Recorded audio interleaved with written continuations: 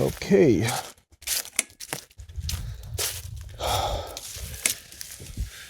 Sensationalism. Yeah, we're back with another one of these videos. I think we've been talking lately a lot about sensationalism and how a lot of young creative people kind of over sensationalize the products or reward of creative work. Yeah.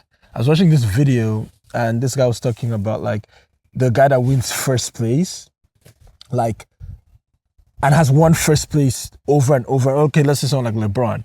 Like to LeBron, like winning is like, that's just what he does. Like he doesn't look at winning as like this like thing that is like this magic like shiny. But like, I think that's also because winning to him now is not just like, oh, I just won. Winning to him is like, I have put in the work, like, and I've done it over and over again. So I've put in this amount of work multiple times, and winning to me now is just this work. So this work equals winning. Yeah, and I think the video I watched, because the guy was like, yeah, the guy that wins first place just does the thing over and over and over and over again, and he's just someone that wins. So so I think I like what you said, where it's kind of like winning equals doing this thing. Yeah, and I think we tend to over sensationalize things. I'm gonna read the meaning of sensationalism because I googled it. So the use of exciting or shocking stories or language at the expense of accuracy in order to provoke public interest or excitement.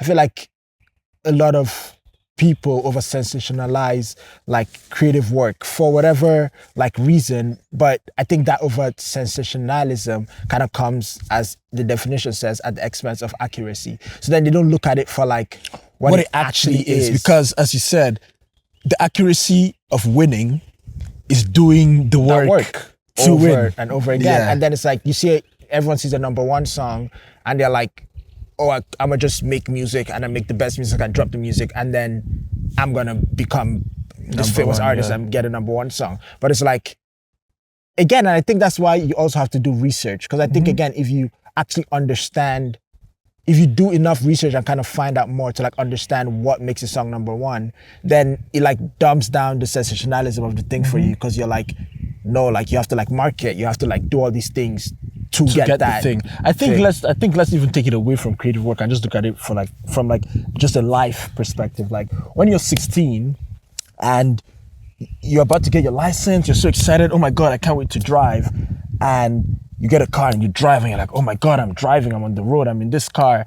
And then by the time you get to 24, you've driven so much, like it's just like, bro, I'm just trying to get to where I'm trying to get to. Yeah, like now it's just like it's like to get me to my destination. Yeah, and then you hit 24 and you're like, oh my God, like I need Lambos and I want this, and then you somehow get money and you buy a bunch of Lambos, and then it's just like it's just a car. Like, and I think with I think for us, I think for the longest time, kind of getting into this thing, and this sensationalism helps. I think I think a healthy dose of sensationalism is needed in the start. Yeah, but I think getting into this and being like, oh, we'll just like do this and like do this and do this, and then we'll like have like we'll be able to work creatively and like live the life that we want to live, and then you do the thing.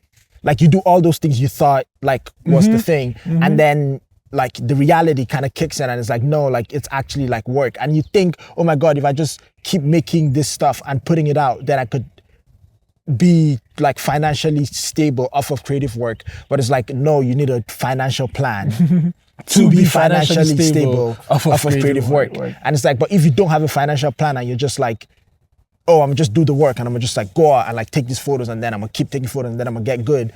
And then like, yeah, but like you got good. You were optimizing for getting good. You weren't optimizing for getting like living comfortably off of doing creative work. Yeah. So I think, again, with the over sensationalism, I think that comes at the expense, as it says, of accuracy, that you're not looking at the thing in a practical manner anymore. Now you're looking at it with whatever idea or preconceived notion that you have of the thing, where if you know what you want to do and what you want to get out of it, and then you are kind of looking at the thing from that perspective to understand that, to help you better achieve that goal, then it just becomes like real. Yeah. It stops becoming like a flashy thing, like idea. And I think I like this idea of like trying to make all these things real. I feel like all these like concepts that we have, and it's kind of like, how can we make it real? Because then you want the real thing. I feel like you don't want the idea of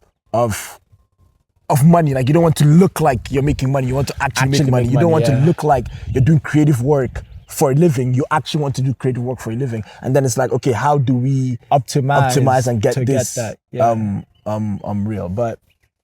But yeah, that is kind of that's kind of the crux of it for today. I think a good mix, and again, the sensationalism helps, but I think a healthy dose of sensationalism with a lot of practical ways to make this idea, these dreams that we have, to life, like real. And it's like, if we're gonna do the thing, then we try to do the thing, and we try to get what we want to get out of the thing. So yeah,